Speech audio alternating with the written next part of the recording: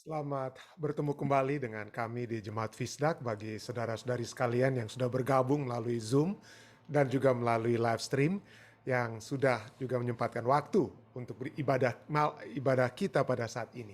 Kita bersyukur karena kita memiliki kesempatan yang indah untuk kembali dikuatkan ya, dengan firman Tuhan yang akan menjadi bagian kita. Baik saudara sekalian, sebelum kita mengikuti doa buka yang akan dibawakan oleh pendeta John Medelu dari Surabaya, kita akan mengikuti satu lagu pujian.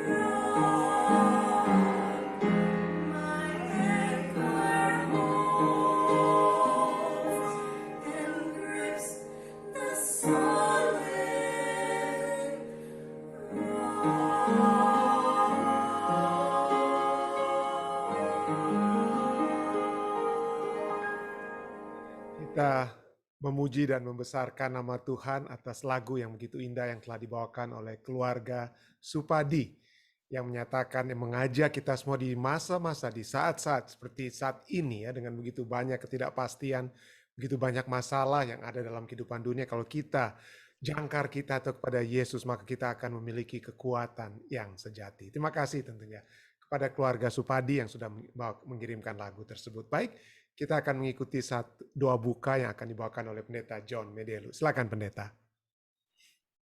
Mari kita satu di dalam doa. Maha besar Tuhan Allah kami yang bertata di dalam kerajaan sorga, mengawali hari yang baru di petang hari ini di New Jersey. Kami rindu untuk datang kembali kepada Tuhan melalui ibadah bersama jemaat, membahas dan mendengarkan akan pelajaran sekolah Sabat yang akan disampaikan oleh hamba Tuhan, Pendeta Stephen Rantung. Kami percaya kami semua yang tergabung di dalam ibadah online ini melalui Zoom maupun yang mengikuti lewat live streaming, kami percaya Roh Kudus Tuhan boleh mengurapi kami semua bersama, baik yang memaparkan, Pendeta Stephen, dan juga kami semua yang mendengar. Kami percaya kami boleh dikuatkan, diteguhkan, dan Tuhan memberkati akan ibadah malam hari ini. Di dalam anak-Mu Yesus Kristus Tuhan, Juru Selamat, kami berdoa. Amin. Terima kasih Pendeta John. Baik, saudara-saudara sekalian, seperti biasa kita akan mengikuti pelajaran sekolah Sabat dengan membaca pelajaran tersebut terlebih dahulu. Saya akan membagikan pelajaran tersebut dan kita akan membaca mengikuti pelajaran tersebut. Pada malam hari ini waktu New Jersey, pagi hari waktu Indonesia, kita akan membahas tentang jangan keraskan hatimu. Harden not your heart. Jangan kita mengeraskan hati kita. Mari kita langsung masuk kepada pembahasan kita pada saat ini. Jangan keraskan hatimu. Di sini dikatakan firman Tuhan, maksud saya apa yang dituliskan oleh pelajaran Sabat, bacalah Ibrani 4 ayat 4 sampai 7 dan Mazmur 95 ayat 8 sampai 11. Apa amaran yang diberikan di sana, baik di dalam kitab Mazmur dan kitab Ibrani, dan apa yang hal itu seharusnya sampaikan kepada kita pada hari ini. Ibrani 4 ayat 4 sampai 7 katakan, sebab tentang hari ke-7 pernah dikatakan dalam sebuah suatu nas, dan Allah berhenti pada hari ke-7 dari segala pekerjaannya. Dan dalam nas itu kita baca, mereka takkan masuk ke tempat perhentianku.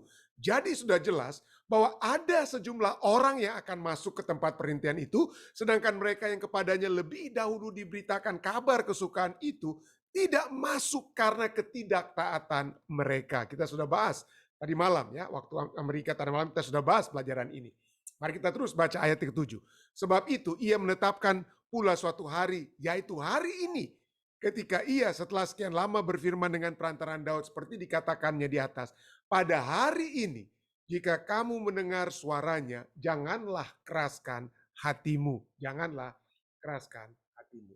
Mazmur 95 ayat 8 sampai 11 katakan, janganlah keraskan hatimu seperti di Meriba, seperti pada hari di masa di padang gurun. Pada waktu nenek moyangmu mencobai aku, menguji aku, padahal mereka melihat perbuatanku. Nanti kita akan lihat ya, bagaimana kekerasan hati manusia itu terhadap apa yang mereka ingin lihat, ataupun setelah mereka lihat, sekalipun mereka tidak mau apa?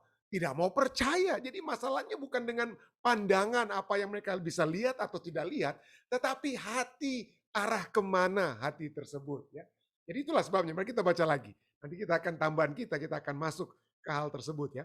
Pada waktu nenek moyangmu mencobai aku, menguji aku, padahal mereka melihat perbuatanku. 40 tahun aku jemu kepada angkatan itu. Maka kataku, mereka suatu bangsa yang sesat hati. Masalahnya bukan di mata, tapi di mana? Di hati atau pikiran kita ya. Dan mereka itu tidak mengenal jalanku. Sebab itu aku bersumpah dalam murkaku, mereka takkan masuk ke tempat perhentianku. Ibrani 4 ayat 4 sampai 7 mengutip baik kisah penciptaan dalam Mazmur, mengutip baik kisah penciptaan dalam Mazmur 95 ayat 11 dalam konteks berbicara tentang ketidaksetiaan orang Israel dan karenanya kegagalan mereka untuk masuk ke dalam istirahat yang Allah inginkan bagi mereka. Sesungguhnya Mazmur 95 ayat 8 sampai 11 menghubungkan pengalaman padang belantara Israel dengan istirahat Allah dan termasuk sumpah ilahi bahwa Israel yang tidak beriman tidak akan masuk ke dalam perhentiannya. Yang awalnya dikaitkan dengan tanah perjanjian, yang awalnya diberikan kepada mereka, tetapi pada saat mereka tidak mau percaya, saat mereka mengeraskan hati mereka, walaupun mereka melihat, maka mereka tidak akan masuk ke dalam tempat perhentiannya. Tentu saja Israel memang memasuki tanah perjanjian. Generasi yang baru melintasi perbatasan dan dengan pertolongan Allah mengambil benteng-benteng negeri itu dan menetap di sana. Namun mereka tidak masuk ke dalam istirahat Allah dengan gagasan, dengan ide-ide bahwa banyak orang tidak mengalami kenyataan keselamatan dalam Yesus karena kurangnya iman mereka dimanifestasikan oleh ketidaktaatan yang mencolok. Bahkan meskipun istirahat itu dikaitkan dengan negeri, itu termasuk lebih dari sekedar tempat mereka tinggal. Istirahat itu lebih dari tempat tinggal kita. Tempat di mana kita pikir kita sudah memiliki segala sesuatunya. Ada yang lebih daripada apa yang seakan-akan kita miliki. Ya. Ibrani 4 ayat 6 menyatakan bahwa mereka yang telah mendengar janji ilahi tentang istirahat sejati tidak masuk karena ketidaktaatan. Apa hubungan antara ketidaktaatan dan tidak memasuki perhentian Allah? Hari ini mengekspresikan urgensi. Ya, satu hal yang mendesak, satu hal yang mendesak. Hari ini berarti bahwa tidak ada lagi waktu untuk berlengah-lengah. Hari ini menuntut sambutan dan keputusan sekarang, bukan besok, bukan nantinya, tetapi sekarang. Apakah kita mau tetap tidak setia? Kalau kita tidak mengambil keputusan saat ini, maka kemungkinan tidak ada lagi hari esok. Kenapa? Bukan karena mungkin atau apa ya, tetapi karena mungkin hari esok kita tidak tahu nasib kita pada hari esok atau kehidupan kita pada hari esok. Rasul Paulus berpegang pada kata semeron hari ini. Bahasa Yunani, itu Greka, hari ini adalah semeron. Dan benar-benar menekankan betapa pentingnya kata itu dalam konteks perhentian. Mazmur 95 ayat 7-8, sementara itu adalah satu amaran dan permohonan kepada umat Allah untuk tidak mengulangi kesalahan nenek moyang mereka dan gagal untuk masuk ke dalam istirahat sejati yang hanya ditemukan dalam keselamatan yang Allah tawarkan kepada mereka. Di akhir pelajaran sekolah Sabat, satu pertanyaan diberikan kepada kita. Apa artinya bagi kita sekarang? Ketika kita mendengar kata-kata pada hari ini jika kamu mendengar suaranya, jangan mengeraskan hatimu, Ibrani 4 ayat 7.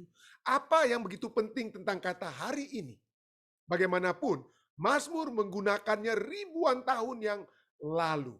Namun demikian, mengapa itu seharusnya tetap sama pentingnya bagi kita hari ini. Seperti bagi mereka yang mendengarnya ribuan tahun yang lalu. Kenapa? Sekali lagi ya, saya selalu katakan ya, kita tidak tahu kapan kita mati. Kita tidak tahu kapan kita mati. Jangan orang katakan, Yesus akan datang lama. Kita tidak tahu kapan Yesus datang. Well, kalau saya masih hidup, saya bisa lihat kedatangan Yesus, puji Tuhan. Tetapi kalau saya mati saat ini, maka hal yang terakhir, hal yang berikutnya yang akan saya lihat adalah apa? Kedatangan Yesus. Demikian juga dengan pertobatan. Demikian juga dengan pertobatan. Saya sering memberikan memberikan ilustrasi ini. Saya katakan dalam ilustrasi ini ya, ada seorang guru ya yang begitu hebat dan mengajar kepada murid-muridnya dapat menjawab pertanyaan-pertanyaan. Lalu murid-muridnya bertanya, "Guru, kapan waktu yang paling tepat bagi saya atau bagi kita untuk bertobat? Kapan waktu yang paling baik bagi kita untuk bertobat?" Lalu gurunya katakan, "Oh gampang. 1 hari sebelum kamu mati, bertobat." Jadi sebelum itu silakan. Kalau kalian pikir mau bebas dengan kehidupan ini, silakan. Kalian bebas melakukan segala sesuatu. Tapi yang penting ingat ya, gurunya katakan. 1 hari sebelum kamu mati, harus kamu bertobat. Wah, murid-muridnya senang ya. Wah, betul juga ya. Kalau kita bertobat 1 hari sebelum mati, maka kita akan apa? Kita mudah-mudahan dapat selamat dengan kata lain. Tapi kemudian ada murid yang kemudian berpikir, tapi guru, kalau 1 hari sebelum kita mati. Tapi kalau kita kan nggak ada yang tahu, siapa di antara kita yang tahu kapan kita mati. Jadi kapan waktu yang paling tepat bagi kita untuk mengetahui kapan kita untuk bertobat. Nah, gurunya tersenyum lalu katakan, kalau karena kamu tidak tahu kapan kamu mati, oleh sebab itu bertobatlah sekarang. Bertobatlah hari ini. Karena kita tidak tahu kapan kita mati. Tapi kalau kita bertobat hari ini, dan setiap hari kita bertobat, maka pada saat kita mati, kita tidak perlu takut apakah kita selamat atau tidak selamat. Tapi inilah poinnya ya, bahwa seringkali hari-hari itu begitu apa? Begitu kelam. Hari-hari itu begitu jahat ya, seperti Alkitab katakan. Atau hari-hari itu seringkali kita tidak lagi penuhi dengan kerinduan untuk bertobat. Ini bukan hanya masalah keduniawian, tetapi juga masalah apa? Penganiayaan orang-orang Ibrani yang ditulis oleh Rasul Paulus ya, kitab Ibrani ini mengalami apa? Pergumulan. Mereka mengalami pergumulan. Banyak di antara mereka menderita. Ibrani 10. Kalau Anda baca Ibrani 10 ayat 32 sampai 34. Hari-hari mereka itu diisi dengan apa ya? Dikatakan penderitaan yang berat. Mereka menjadi tontonan, dicerca oleh orang-orang, dicerca, menderita ya. Dan bukan apa saja ya, mereka menjadi orang-orang hukuman, artinya mereka dipenjara. Orang-orang hukuman kalau Anda ikut bahasa Alkitab bahasa Inggrisnya, mereka adalah menderita di apa? Dalam penjara. Dan harta mereka itu apa? Harta mereka itu dirampas. Jadi menderita sekali mereka itu ya. Mereka adalah orang-orang di penjara, diulangi kembali di Ibrani 10 ayat 32 34. Bagaimana mereka bergumul setiap harinya dengan penderitaan sampai ya menderita berat sekali. Sampai Ibrani 13 ayat 3 katakan apa? Ingatlah akan orang-orang hukuman. Rasul Paulus mengingatkan, ingat orang-orang yang dalam penjara. Karena kamu sendiri juga adalah orang-orang hukuman. Kalian sendiri pernah apa ya? Di penjara. Ingatlah orang-orang yang diperlakukan sewenang-wenang. Karena kamu juga sendiri masih hidup dalam dunia ini. Yang sering kali diperlakukan dengan apa? Diperlakukan dengan sewenang-wenang oleh orang lain. Jadi pergumulan-pergumulan sehari-hari. Baik pada saat kita ya seakan-akan orang benar yang dianiaya, menyebabkan kita apa? Dapat menjadi bukan hanya keduniawian, yang membawa kita lari dari Tuhan, tetapi dalam pergumulan kehidupan kerohanian sekalipun, ya, pada saat kita menginjil sekalipun, pada saat kita melayani sekalipun, seringkali kita mengalami hal-hal yang mengecewakan. Dan apa akibatnya? Wah, akibat daripada pergumulan itu Ibrani 10 ayat 35, 38, 39 katakan, kita lepas kepercayaan kita. Capek kita dianiaya, capek kita bergumul dalam pelayanan ya. Inilah sebabnya Rasul Paulus katakan kepada umat-umat orang-orang Yahudi yang sudah menjadi Kristen ya, jangan kamu melepaskan kepercayaanmu karena kalau kamu tetap bertahan, besar upah yang menanti kalian dengan kata lain. Ayat 38. Tetapi orangku yang benar akan hidup oleh iman.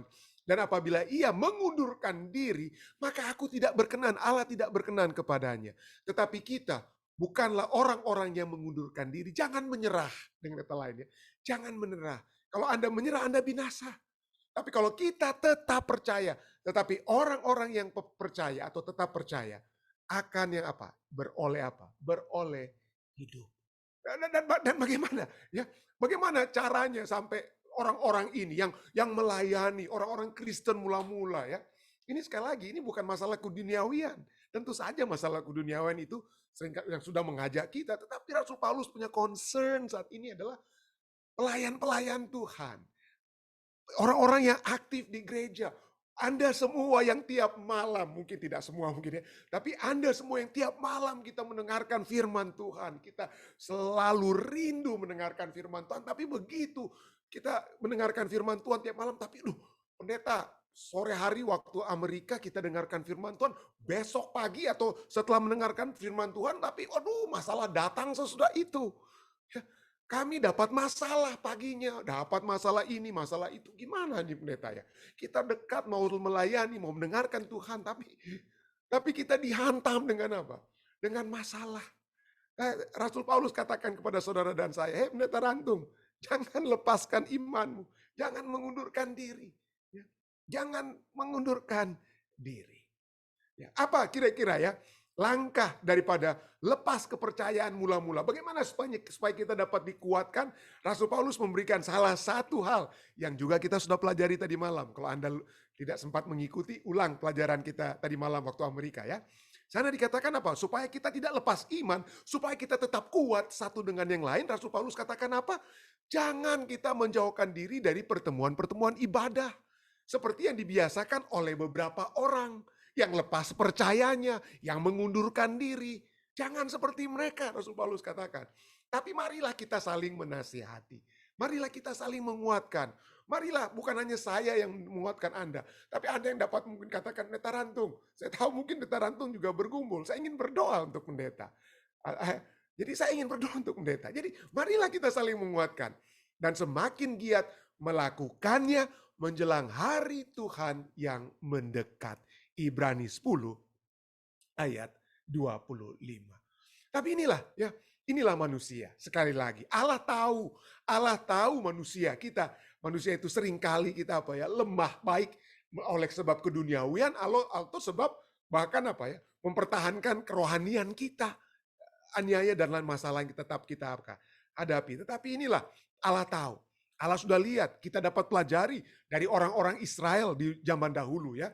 Orang-orang Israel yang berkata, kami akan mengikuti segala firman Tuhan, segala peraturan Tuhan yang telah diucapkan Tuhan itu akan kami lakukan. Keluaran 24 ayat 3. Ya, Musa turun katakan, datanglah Musa memberitahukan kepada bangsa itu segala firman Tuhan dan segala peraturan itu. Maka seluruh bangsa itu menjawab serentak, segala firman yang telah diucapkan Tuhan akan kami lakukan. Wah, hebat sekali. Berapa lama mereka bertahan? Ya, tidak berapa lama kemudian Musa naik ke gunung. Ya, lalu Musa lama turun dari gunung. Lalu berkumpullah Keluaran 32:1-3 katakan, maka berkumpullah mereka mengurumuni Harun dan berkata kepadanya, mari, buatlah untuk kami Allah yang akan berjalan di depan kami. Sebab Musa ini orang yang telah memimpin kami keluar dari tanah Mesir. Kami tidak tahu. We don't know apa yang terjadi dengan dia. Kami tidak bisa lihat. Jadi kami ingin ada Allah yang bisa kami lihat, yang akan berjalan di depan kami. Jadi mereka mengalahkan sesuatu yang dapat mereka lihat. Mungkin itulah sebabnya mereka mengalahkan juga Musa, karena Musa dapat mereka lihat. Begitu Musa yang dialahkan tidak ada, kelimpunganlah mereka. Jadi inilah sebabnya jangan kita, satu pelajaran indah bagi kita ya. Jangan bergantung kepada manusia. Jangan hanya saya kekuatan iman saya kalau ada pendeta Rantung yang bikin pelajaran tiap malam. Waduh, kalau pendeta Rantung gak ada lagi, ya gimana nih? Jangan berpikir seperti itu. Jangan kita melihat orang. Tentu saja ada yang dapat Tuhan kirimkan, ya, menggantikan siapa saja. Tuhan akan mengirimkan orang-orang. Tapi jangan kita bergantung hanya kepada satu orang untuk kekuatan kerohanian kita. Karena kekuatan kerohanian kita itu bukan dari manusia. Termasuk Musa sekalipun. Tetapi dari Allah yang langsung, ya, iman yang bergantung sesungguhnya kepada Tuhan, ya. Tapi inilah manusia, kita ingin sesuatu yang dapat kita lihat, sesuatu yang ada di hadapan kita. Tapi masalahnya itu seringkali jadi alasan, aduh nggak ada lagi pendeta, makanya ya kita ya sembarangan lah. Itu seringkali jadi alasan. Ya, seringkali karena walaupun dengan kata lain ini ekstrim berikutnya ya. Yang satu katakan aduh karena tidak ada pendeta atau kerohanian kita menurun. Tapi ada yang katakan biarpun ada pendetanya tetap saja kalau tidak mau menurut tidak menurut. Kalau ingin melepaskan kepercayaan walaupun ada pendeta siapapun pendeta itu yang Tuhan kirim yang terbaik sekalipun bisa-bisa tetap saja kita tidak mau percaya. Karena masalah kepercayaan kita bukan dengan pendeta. Kenapa? Nah, mari kita lihat ya apa dapat kita hubungkan ya. Yesus sendiri membuat begitu banyak mujizat ya. Anak Allah sendiri turun, membuat begitu banyak mujizat. Orang-orang yang lihat mujizat Yesus bahkan tidak apa? Tidak juga percaya. Tidak juga percaya. Nah, kembali kepada bangsa Israel. Oke, dalam kasus ini Keluaran 24 ya dan Keluaran 32 mereka ingin melihat sesuatu. Tetapi begitu sesuatu kuasa Tuhan sesuatu itu nyata, tetap saja mereka tidak mau apa? Percaya. Kenapa? Karena masalahnya di hati, bukan apa yang dilihat. Apa yang terjadi?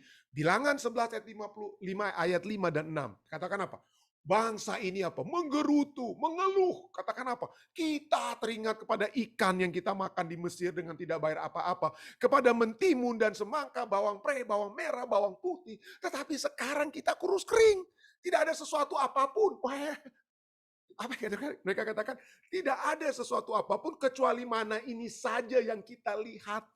Jadi mana ini yang turun dari surga setiap paginya, setiap pagi kecuali hari Sabtu, 2 kali muncul hari Jumat, setiap hari mereka lihat itu turun dari surga dengan kata lain. Tapi tetap saja apa yang turun dari surga kalau tidak mau diterima, tidak mereka mau terima. Walaupun mereka lihat.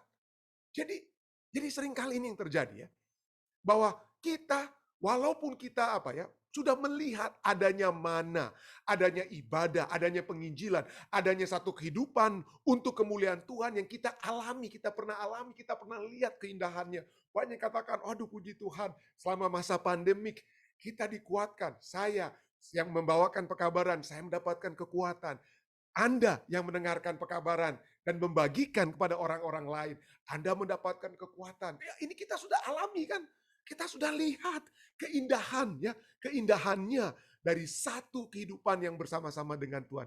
Turunnya mana berkat surga kepada kita. Tapi seringkali walaupun kita sudah pernah alami, kita sudah seringkali lihat, seringkali itu sekalipun hal tersebut sekalipun tidak lagi memiliki daya tarik daripada makanan di Mesir. Daripada apa? Keduniawian. Dari hal-hal yang dunia tawarkan. Jadi inilah yang harus kita lihat ya, kita perhatikan ya. Kitab Ibrani juga berbicara tentang hal tersebut. Ibrani 13 ayat 9 berkata apa? Janganlah kamu disesatkan oleh berbagai-bagai ajaran asing. Ya, sebab yang baik ialah bahwa hati kamu diperkuat dengan kasih karunia dan bukan dengan pelbagai makanan yang tidak memberi faedah kepada mereka yang menuruti aturan-aturan makanan macam itu. Banyak ahli Alkitab bingung ya. Oh, apa ini arti makanan? Bahasa Inggrisnya food ya. Ajaran asing kok dihubungkan dengan apa? Makanan atau food. Ya, banyak yang katakan oh mungkin ini berhubungan dengan apa? Altar. Ya, karena Ibrani 13 ayat 10 berbicara tentang altar yang kemungkinan itu adalah altar di Yerusalem yang menggantikan atau menambahkan kasih karunia. Nah, inilah poinnya. Kita seringkali memiliki makanan-makanan yang terbaik yang Tuhan berikan, mana-mana dari surga, makanan rohani yang kita sudah tahu memberikan kedamaian, tapi tetap saja sebagai manusia sesudah itu apa yang terjadi? Kita cari makanan-makanan yang lain, sesuatu yang menggantikan atau apa? Yang menambahkan. Sesuatu yang menggantikan atau menambahkan kasih karunia tersebut. Kita pikir kurang, firman Tuhan itu kurang. Loh, harus ditambahkan dengan apa? Ya ditambahkanlah pendeta kalau ada uang $1 juta atau rumah yang bertingkat-tingkat, baru itu lengkap firman Tuhan dengan rumah. Jadi firman Tuhan plus rumah, firman Tuhan dengan uang $1 juta atau 1 miliar di Indonesia. Itu baru lengkap. Tuhan katakan, lengkapnya itu sudah Tuhan berikan. Yang lengkapnya itu Allah sudah berikan. Ibrani 10 ayat 12 sampai 14 katakan apa? Tetapi ia setelah mempersembahkan hanya satu korban saja karena dosa, ia duduk untuk selama-lamanya di sebelah kanan Allah. Sebab oleh satu korban saja ia telah menyempurnakan untuk selama-lamanya mereka yang ia kuduskan. Kelengkapan kita itu bukan Yesus dan rumah yang kita apa? Seringkali kita tambah-tambahkan. Tidak. Tentu saja saya tidak katakan Anda tidak boleh punya rumah, jangan punya uang 1M. Yang punya rumah 1M itu bukan pengikut Kristus. Oh, saya nggak bilang begitu, saudara. Tapi poinnya adalah mana fokus utama kita. Mana yang harusnya menjadi segala-galanya bagi kita. Firman ini katakan apa? Segala-galanya itu yang untuk selama-lamanya itu sudah Allah sediakan.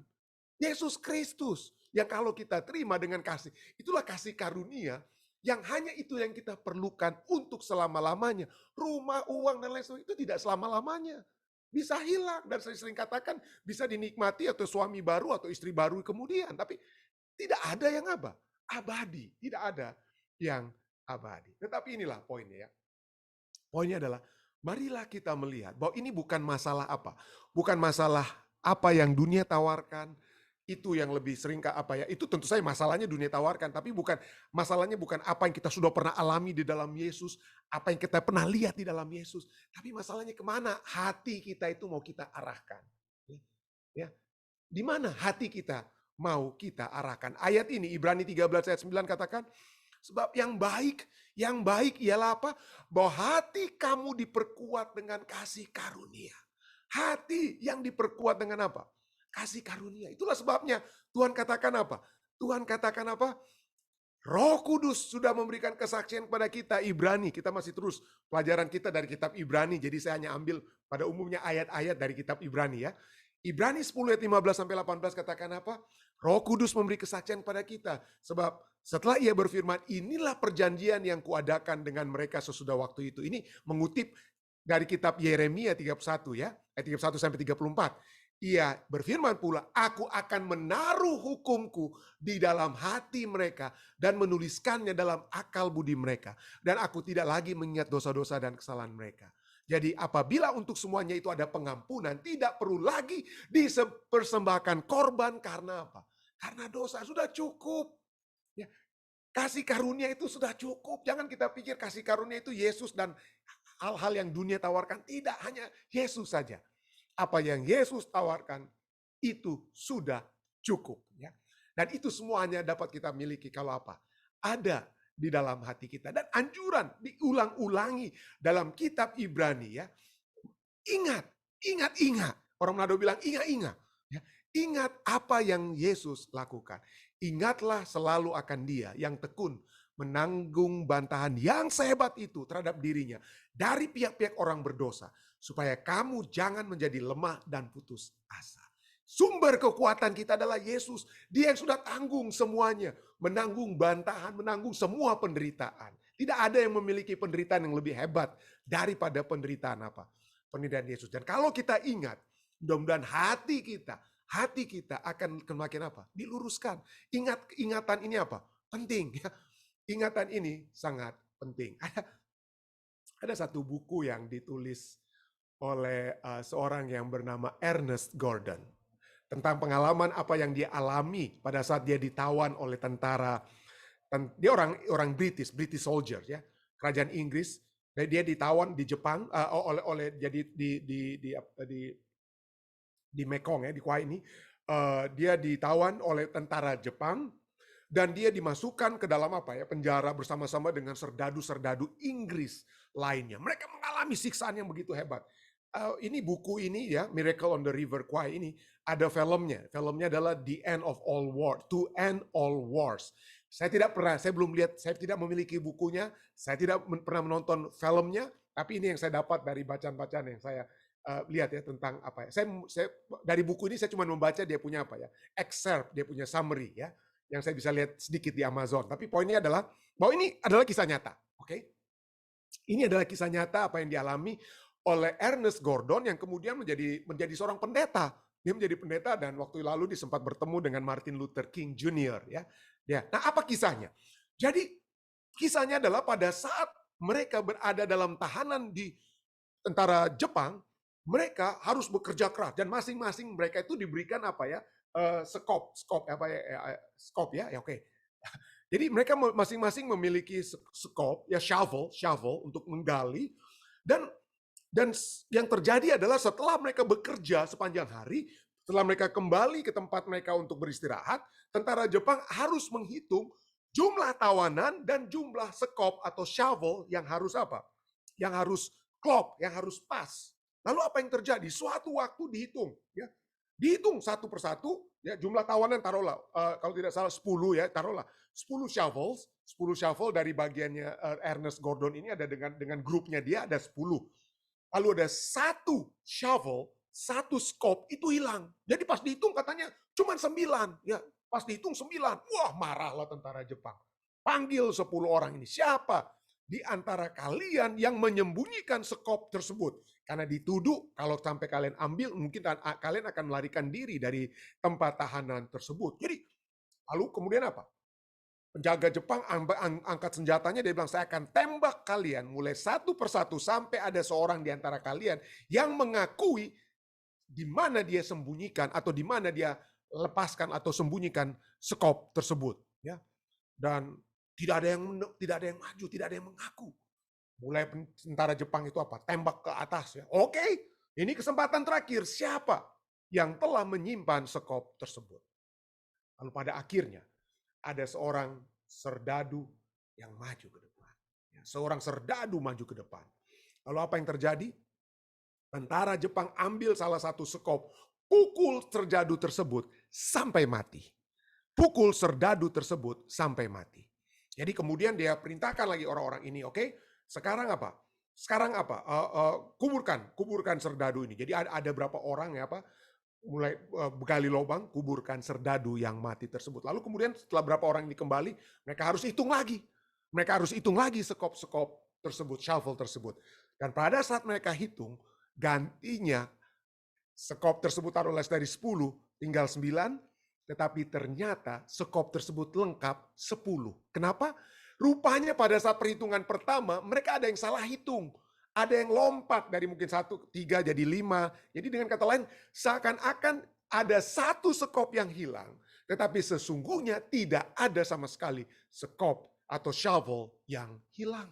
Tetapi satu serdadu, dia mengorbankan dirinya agar supaya sahabat-sahabat lainnya itu apa? Dapat diselamatkan. Pengorbanan serdadu inilah yang begitu membekas kepada serdadu-serdadu lainnya. Selalu mereka ingat. Dan inilah yang membawa Ernest Gordon ini kemudian bertobat. Tadinya dia tidak percaya kepada Tuhan, tadinya tidak memiliki percaya terhadap agama apapun, tapi kemudian dia memilih untuk percaya kepada Tuhan karena dia sudah melihat bagaimana kasih yang telah ditunjukkan oleh seorang serdadu. Itu bagaikan kasih yang Yesus sudah tunjukkan bagi umat manusia. Dia tanggung semuanya agar saudara dan saya apa? Memperoleh keselamatan. Inilah yang dapat kita bawakan, yang dapat saya bawakan. Marilah kita terus mengingat selalu akan Dia yang telah menanggung bantahan yang begitu hebat bagi kita. Dan kalau kita terus mengingat hal tersebut, mudah-mudahan kita tidak akan pernah menjadi lemah dan putus asa. Saya bawa ini dalam nama Yesus. Amin. Baik, saudara-saudara sekalian, jika mungkin ada tambahan ataupun pertanyaan sehubungan dengan pelajaran kita, silakan. Ada kira-kira tambahan yang akan diberikan? Bagus, thank you. Bagus sekali apa? Thank you so much. Oke, tapi Mami ada tambahan mungkin? Oh, tidak ada? Sudah bagus sekali. Nah, baik, makasih. Ada lagi saudara lainnya? Dari Pendeta John mungkin. Ada Pendeta, silakan Pendeta. Saya rindu untuk mendengarkan suara Pendeta John. Ada tambahan mungkin, silakan Pendeta. Di unmute. Jika ada yang Pendeta ingin tambahkan.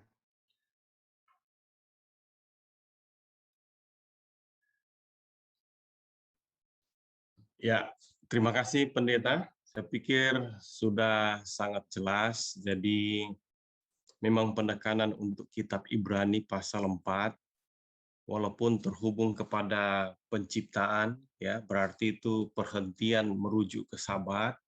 Kemudian sebetulnya pengalaman perjalanan orang Israel untuk mendapatkan perhentian dalam pengertian saya itu adalah menuju ke tanah perjanjian, ya. Jadi ini sebetulnya adalah sebuah perjalanan menuju ke hal yang lebih baik. Dan yang Tuhan minta adalah untuk kiranya jangan keraskan hati kita. Jadi memang sama dengan perjalanan rohani kita juga hari ini, untuk mendapatkan yang lebih baik, di mana kita mendapatkan perhentian di tanah seberang, ya, dan juga memang ada kaitannya dengan Sabat hari perhentian. Maka tadi penekanan oleh Pendeta Stephen Rantung adalah hari ini itu menunjukkan urgensi, itu sudah harus dilakukan hari ini. Jadi jangan keraskan hati. Memang terkadang sama seperti orang Israel tadi sebutkan, masih ingat-ingat itu, ingat-ingat tentang makan ini, dapat ini, fasilitas ini. Kita masih berpikir secara duniawi, kita memikirkan hal-hal duniawi, tetapi sudah waktunya untuk kita tinggalkan itu dan mengarah pandangan kita kepada janji Tuhan. Disitulah ketaatan, kepenurutan, menunjukkan tentang iman kita terhadap panggilan Tuhan untuk kita keluar dari dunia ini menuju ke terangnya yang ajaib. Jadi itu saya pikir, terima kasih pendeta. Intinya adalah bahwa mari kita koreksi diri kita hari ini untuk jangan mengeraskan hati, mengikuti cara berpikir dan pola perbuatan duniawi. Kita sudah harus berbenah agar hidup kita jalan bahkan lebih enjoy di dalam menuju kepada apa yang Tuhan siapkan. Terima kasih. Terima kasih, pendeta. Baik, ada lagi saudara lainnya?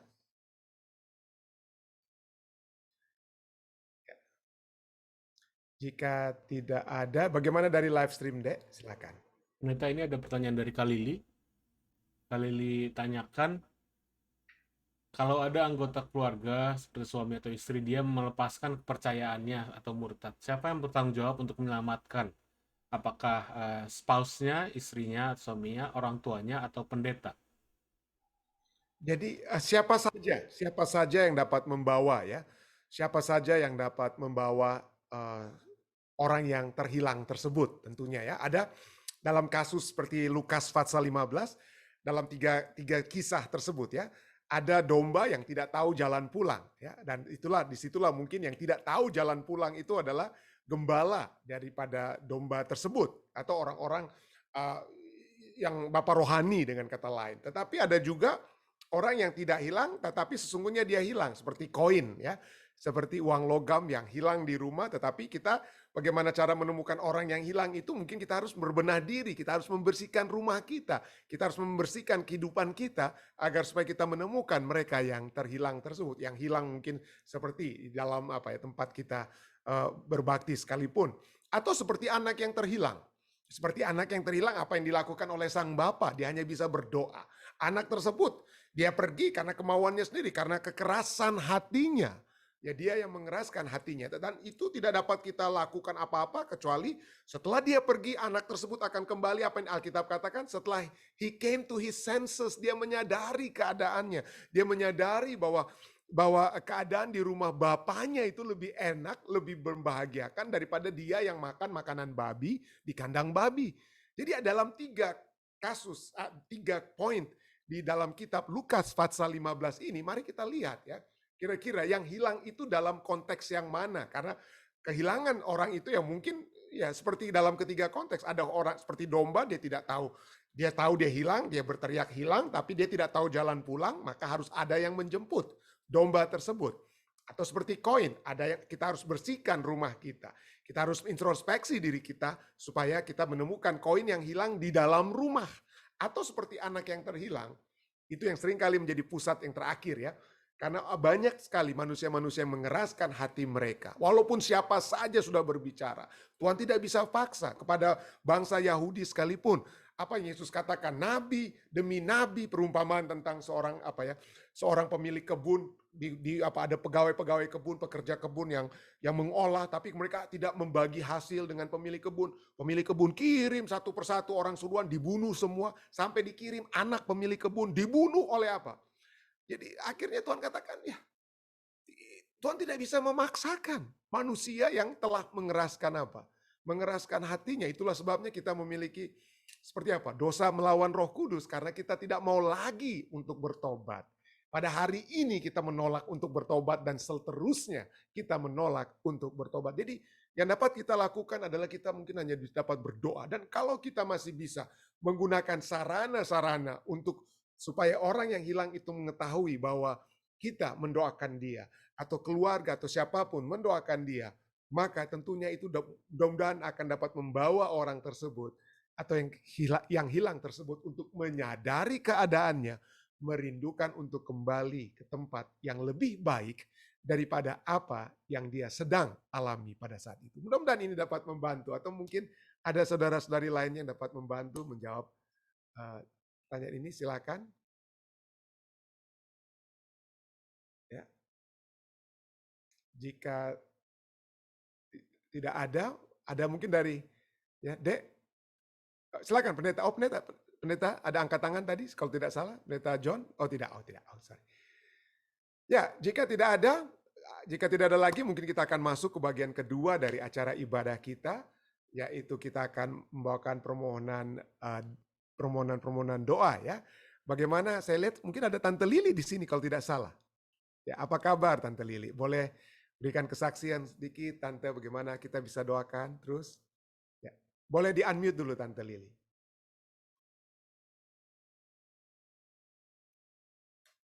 Belum kedengaran suaranya. Belum kedengaran. Oh, hilang ya? Masih belum kedengaran. Oke, mungkin mungkin Tante Lili akan coba unmute, Dek, mungkin bisa dibantu atau gimana? Ya. Ya. Sementara Tante Lili akan pencet di mana bisa untuk bicara videonya, audionya maksud saya audionya. Mungkin ada kesaksian yang dari saudara lainnya sebelum nanti saya kembali kepada Tante Lili. Silakan.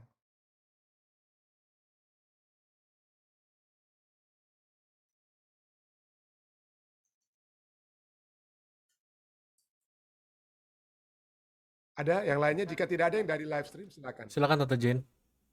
Ya, terima kasih kesempatannya, Pak Pendeta.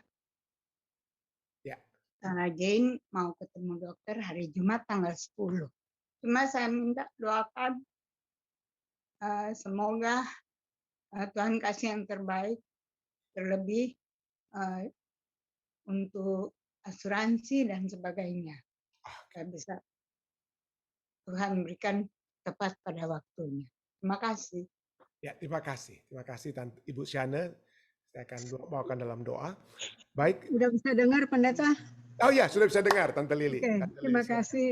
Saya memohon dalam doa, sebagaimana biasanya saya dengan suami masih juga sakit, tapi kami masih tetap gunakan obat yang dokter berikan pada kami, obat untuk pengganti kemoterapi, dan dokter berikan pills. Itulah yang kami pakai, jadi tidak perlu pergi ke rumah sakit untuk ambil kemoterapi, tapi kami dapat pills aja untuk makan tiap hari, pills. Dan banyak efeknya, side efeknya, tapi kita harus tahan.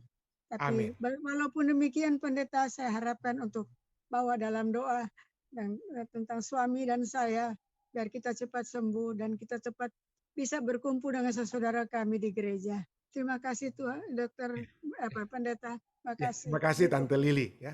Tadi yang telah berbicara bagi kita Tante Lili Rumagit Price.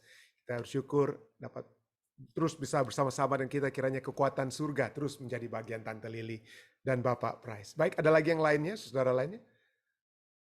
Jika tidak ada, bagaimana dari live stream deh? Jika masih ada. Ada beberapa ini Pendeta. Oke, silakan.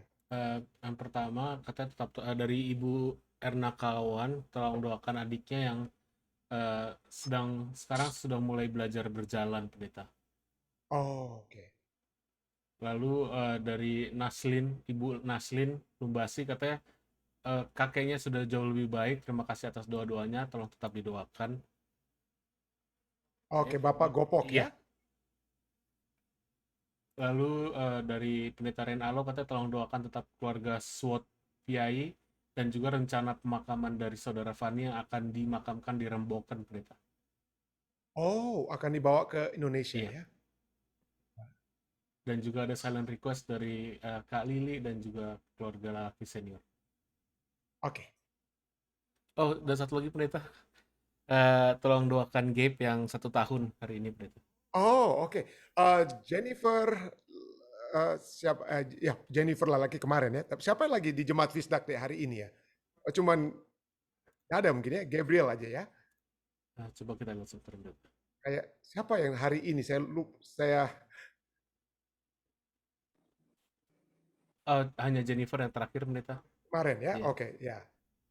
Oke, kita akan mendoakan Gabriel Siregar, cucu dari keluarga Bapak Ibu Siregar ya, ponakan dari saudara Elisa Siregar. Baik, saudara sekalian, jika tidak ada lagi, mari kita bersatu di dalam doa. Bapa yang lokasi dalam takhta kerajaan surga, terima kasih. Kami ingin memuji, membesarkan nama-Mu, kesempatan yang indah. Kami dapat mempelajari firman-Mu, diingatkan kembali. Dan biarlah kami selalu diingatkan akan pengorbanan Yesus, akan apa yang telah Yesus lakukan, dan gantinya melihat hal-hal yang sementara yang dunia tawarkan bagi kami. Kami rindu Tuhan untuk memiliki kekekalan tersebut.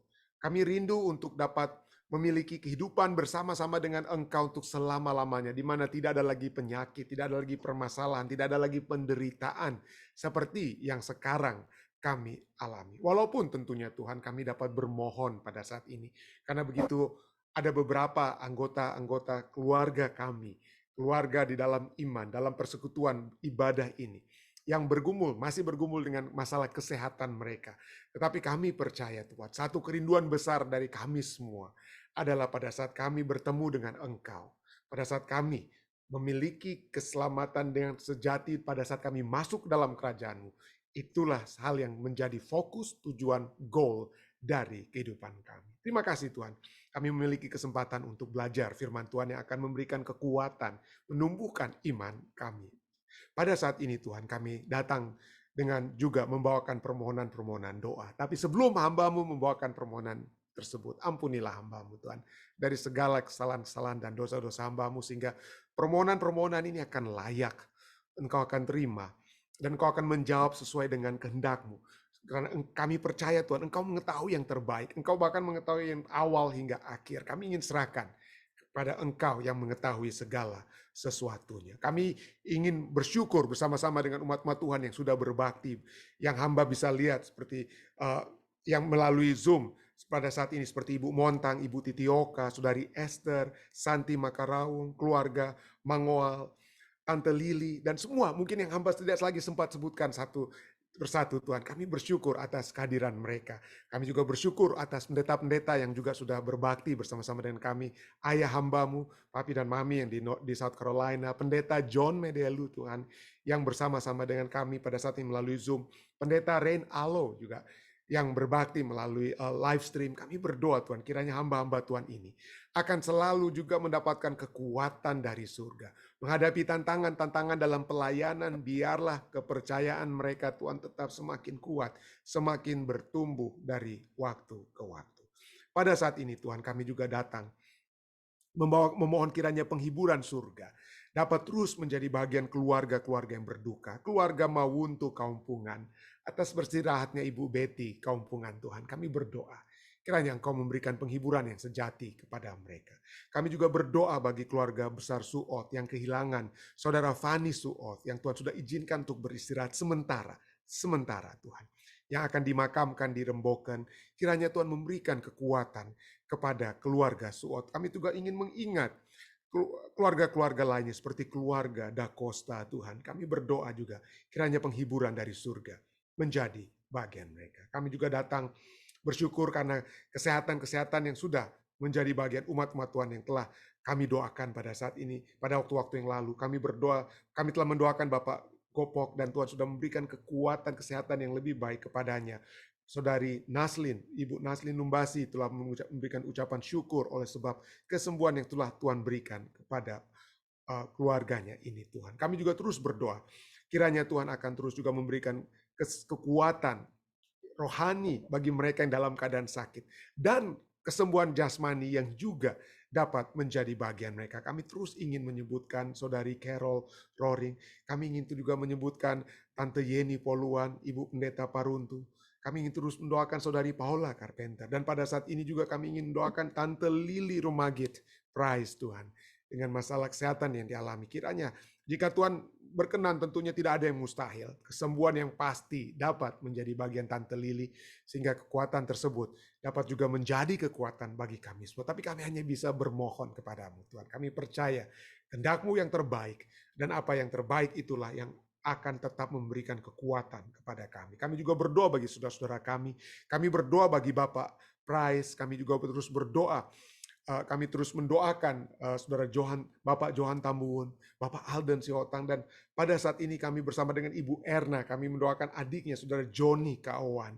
Kami berdoa kiranya saudara Joni akan terus memiliki kekuatan yang lebih baik dari waktu ke waktu. Dan secara khusus Tuhan, hamba-Mu ingin berdoa bagi saudari Jane Rondonuwu dengan masalah kesehatan. Kami berdoa kiranya urusan-urusan asuransi dan hal-hal yang dibutuhkan agar supaya proses penyembuhan tersebut, agar supaya biaya-biaya yang diperlukan itu Tuhan dapat diperoleh dengan adanya asuransi dan hal-hal lainnya. Kami berdoa Tuhan, kiranya Tuhan memberikan kekuatan selalu dan jalan yang Tuhan sudah rancangkan bagi Jane. Yang terbaik tentunya dapat menjadi bagian Jane, dan kami semua bersama-sama dengan Ibu Siana akan selalu bersyukur, memuji, membesarkan nama-Mu. Kami juga berdoa bagi keluarga-keluarga dengan masalah-masalah pribadi mereka, permohonan-permohonan pribadi mereka. Kami berdoa hamba ingin berdoa secara khusus bagi saudari Lili Tuhan.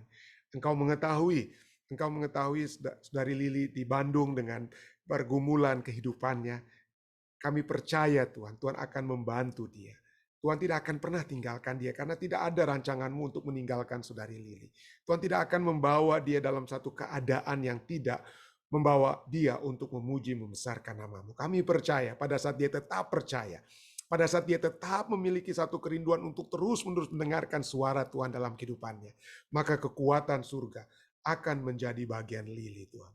Kami berdoa kiranya ini dapat betul-betul menjadi sesuatu pengalaman yang memberikan kekuatan bukan hanya bagi Lili, tetapi dapat menjadi kekuatan bagi kami semua. Kami juga terus berdoa bagi kesehatan bagi Om Rain, Om Rain Tuhan, Om Rain Kesaulia. Kiranya kekuatan surga akan selalu menjadi bagian Om Rain. Kami rindu Om Rain untuk terus menjadi kekuatan di acara ibadah kami ini. Biarlah itu dapat menjadi bagian kami semua Tuhan. Pada saat ini juga Tuhan, kami datang untuk membawakan umat-umat Tuhan yang ada di Jemaat Fisdak. Kami ingin berdoa bagi saudara Bapak Weli Longkutoy dalam kehidupannya sehari-hari, pekerjaan yang dia lakukan. Kiranya Tuhan memberkati Bapak Weli. Kiranya Tuhan memberikan kepadanya kesehatan, kekuatan yang pasti dari surga.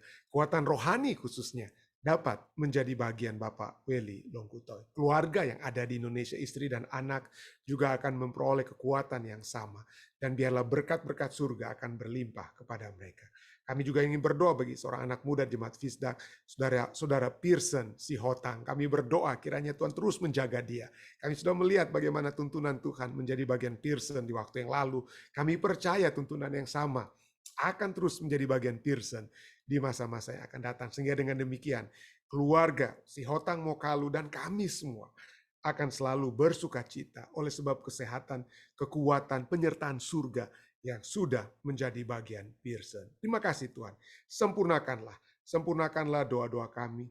Tuhan, jika ada hal-hal yang tidak sempat hamba sebutkan, biarlah tim doa nantinya akan menyambung permohonan-permohonan tersebut. Tapi biarlah kami memperoleh kekuatan yang pasti dari Engkau Tuhan. Dan biarlah ini semua dapat menjadi satu hal yang membawa kami untuk tetap mengingat Engkau, untuk tetap setia kepadamu. Inilah doa-doa kami Tuhan, inilah permohonan kami.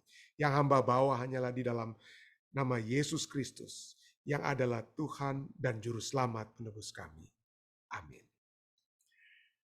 Terima kasih banyak saudara sekalian. Saya setelah saya mengucapkan amin, saya baru teringat kita lupa mendoakan Gabriel. Jadi kita tidak memiliki waktu lagi, tapi saya mengundang kita semua mendoakan nanti ya di tempat kita masing-masing Gabriel Siregar ya, kita doakan beliau. Saya mohon maaf Dek, saya mohon maaf Bapak dan Ibu Siregar, tapi saya akan doakan Gabriel secara pribadi dan kita semua tentunya akan mendoakan Gabriel secara juga pribadi. Kita tentunya dapat mengucapkan selamat ulang tahun ya, ulang tahun kepada adik kita ini Gabriel. Sekali lagi saudara sekalian, terima kasih atas kebersamaan kita semua. Sampai kita bertemu besok di waktu yang sama. Tuhan memberkati, stay safe, stay healthy dengan mengikuti prosedur-prosedur kesehatan. Tuhan memberkati kita, sampai bertemu kembali.